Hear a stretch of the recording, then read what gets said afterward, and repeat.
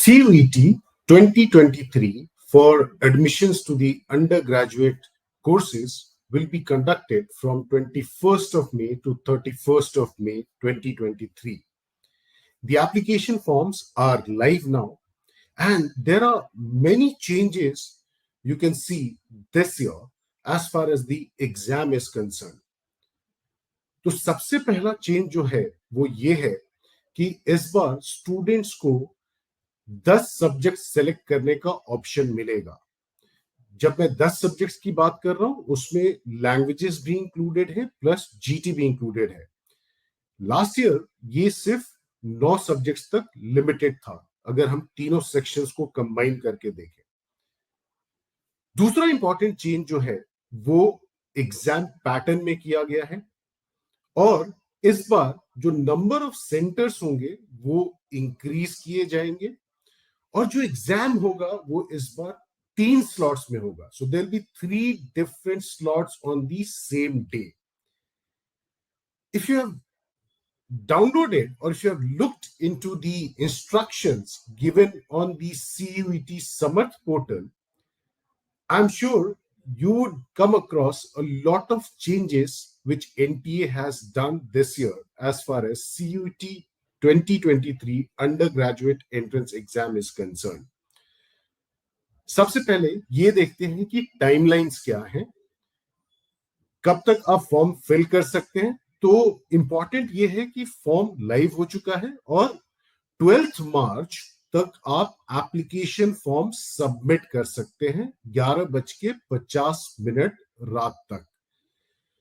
इसके बाद एनटीए आपको 4 दिन का विंडो प्रोवाइड करेगा 15 मार्च से लेकर 18 मार्च तक, जहां पर आप जो भी करेक्शंस अलाउ करेगा एनटीए वो आप अप्लाई कर सकते हैं, वो आप चेंजेस कर सकते हैं। अगर आपको लगता है फॉर्म में कोई मिस्टेक है, there is a mistake in the form which was definitely unintentional, you can make those corrections. जो सिटी होगा एग्जाम का वो आपको 30 अप्रैल को पता चलेगा आपको किस सिटी में सेंटर एलोकेट हुआ है। जो एग्जाम सेंटर है वो आपको 30 अप्रैल को पता चलेगा। सेकेंड वीक ऑफ मई में एडमिट कार्ड रिलीज किए जाएंगे और जो एग्जाम है वो 21 मई से लेके 31 मई तक कंडक्ट किया जाएगा। In case of any issues, किसी भी तरीके का इशू अगर होता है तो एनटीए ने रिजर्व डेट्स का भी प्रोविजन किया हुआ है 1 जून से लेकर 7 जून तक। But these dates will only be there if required. अगर जरूरत पड़ी, किसी कारण से कोई भी इशू होता है और एग्जाम को शिफ्ट करने की जरूरत पड़ती है, तब इन रिजर्व डेट्स को यूज किया जाएगा। एग्जाम खत्म होने के बाद जैसा एनटीए हर एग्जाम के लिए करता है वो आपको आपके रिस्पॉन्सेस शो करेगा। उसके लिए डेट्स अभी अनाउंस नहीं हुई हैं और बाद में रिजल्ट डिक्लेयर होगा। जो रिजल्ट है वो एक्सपेक्टेड है 3rd वीक ऑफ जून में। उसके बाद यूनिवर्सिटीज अपना एडमिशन प्रोसेस चालू करेंगे। This time the fee has been increased as well. So unlike last year where the fee was for the slots, CUET 2022 की बात करें तो जो फीस था वो स्लॉट के बेसिस पे था, बट इस बार जो फीस है वो आपके सब्जेक्ट सिलेक्शन के ऊपर डिपेंडेंट है। तो अगर आप 3 सब्जेक्ट सेलेक्ट कर रहे हो, चाहे वो लैंग्वेज और जीटी इंक्लूड करके हो, तो जनरल कैटेगरी स्टूडेंट को 750 पे करना होगा। ओबीसी एनसीएल कैटेगरी और ईडब्ल्यूएस कैटेगरी स्टूडेंट्स को 700 पे करना होगा, बाकी लोगों को 650 पे करना होगा।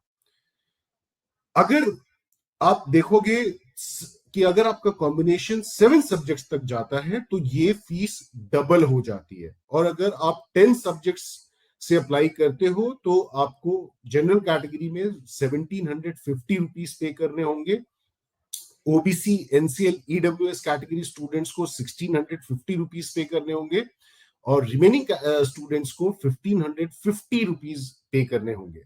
So this is increase if you look at from that perspective. अगर कंपेयर करें लास्ट ईयर से तो फीस को इंक्रीज किया गया है इस बार। जो दूसरा इंपॉर्टेंट चेंज है, या जब हम बात करते हैं एग्जाम को लेकर के, तो एग्जाम में नंबर ऑफ डोमेन सब्जेक्ट्स 27 ही है, नंबर ऑफ लैंग्वेजेस को चेंज नहीं किया गया है, 13 लैंग्वेजेस अभी भी मीडियम ऑफ इंस्ट्रक्शन है, और सेक्शन 3 जनरल टेस्ट के ऊपर ही बेस्ड होगा।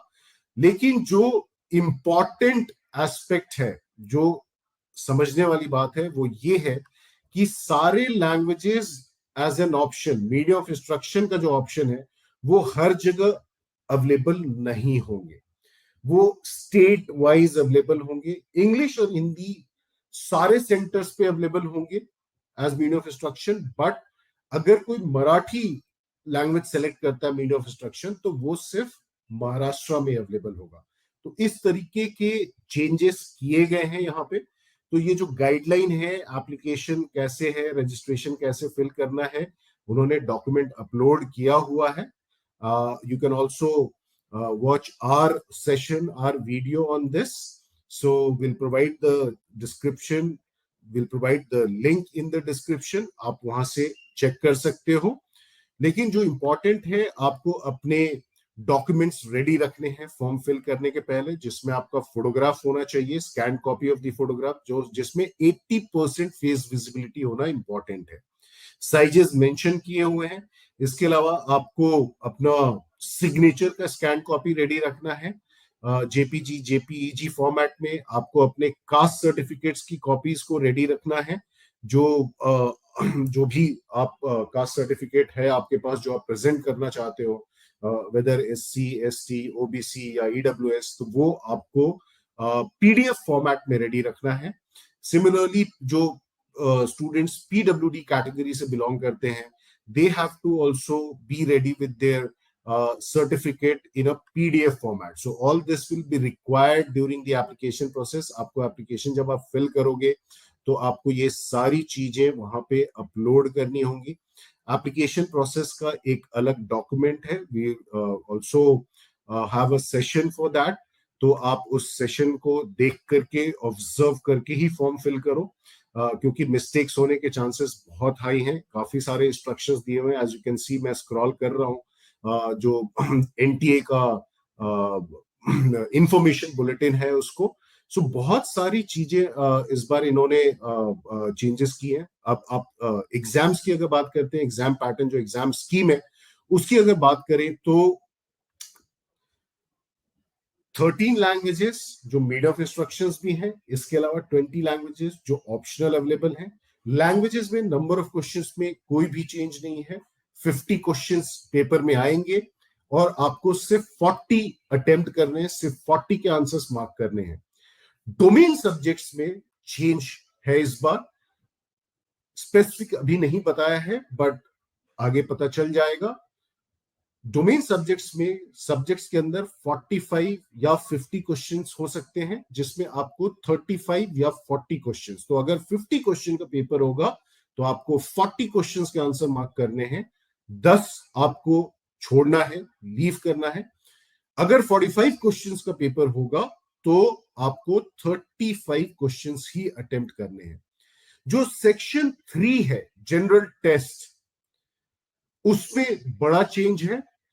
75 क्वेश्चंस आए थे लास्ट ईयर, बट इस बार सिर्फ 60 क्वेश्चंस आएंगे, और आपको सिर्फ 50 क्वेश्चंस के आंसर्स मार्क करने हैं। यानी कि सिर्फ 50 क्वेश्चन के आंसर्स मार्क करोगे, 10 आपको छोड़ने हैं जनरल टेस्ट में। तो नंबर ऑफ क्वेश्चंस को रिड्यूस किया गया है बाय 15।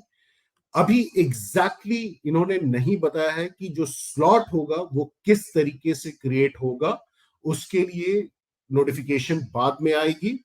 तो जो फॉर्म फिल कर रहे हैं, उसमें आपको थोड़ा ध्यान रखना होगा। Please watch the session in detail, how to fill the application form. Description में लिंक है, और उसके बाद ही आप इस फॉर्म को फिल करिए, क्योंकि यूनिवर्सिटीज की एलिजिबिलिटी क्राइटेरिया अलग अलग हैं फॉर सिमिलर प्रोग्राम। आपको पता होना चाहिए कि किसी भी यूनिवर्सिटी के लिए आप अप्लाई कर रहे हो, तो पहली आप उनके एलिजिबिलिटी क्राइटेरिया को फुलफिल कर रहे हो या नहीं।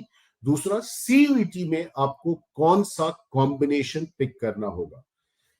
This time they have given the option to choose maximum of 10 subjects from the 3 sections. Last year ये 9 तक limited था। सो बहुत सारी चेंजेस इस बार सीयूईटी में हुई हैं। हालांकि सीयूईटी ने बोला था एग्जाम पैटर्न में कोई चेंज नहीं होगा, पहले अनाउंसमेंट आई थी, बट माइनर मॉडिफिकेशंस कहें या बड़ा बदलाव कहें, वो स्टूडेंट्स के ऊपर डिपेंड करता है, बट चेंजेस हुए हैं। एग्जाम 3 शिफ्ट में कराए जाएंगे, तो उसके बारे में किस तरीके से स्लॉट क्रिएट होगा वो इंफॉर्मेशन अभी डिस्प्ले नहीं हुई है। वो इंफॉर्मेशन डिपेंड करेगी सब्जेक्ट चॉइसेस के ऊपर, और उसको आपको बताया जाएगा आने वाले समय में कि वो कॉम्बिनेशन आप कैसे किस स्लॉट में पिक कर सकते हैं। सो जो टेस्ट है उसमें जो सिलेबस क्या है उसमें कोई बदलाव नहीं किया गया है। सिलेबस एज इट इज है जो 2022 में था।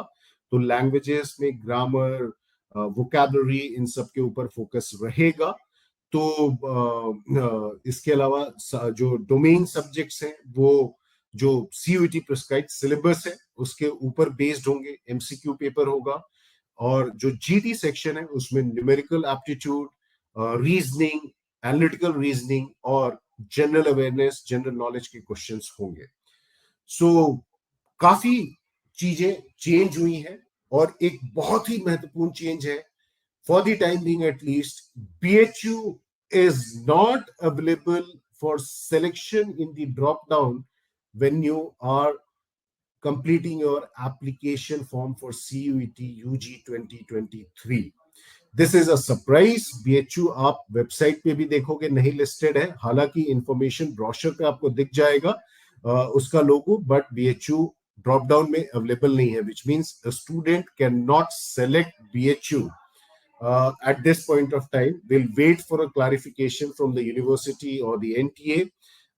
Is there a technical issue, or is BHU really out of CUET 2023, and whether they will go ahead and conduct their own entrance? Don't forget to watch the session on how to fill CUET undergraduate 2023 application form step by step. The link is given in the description.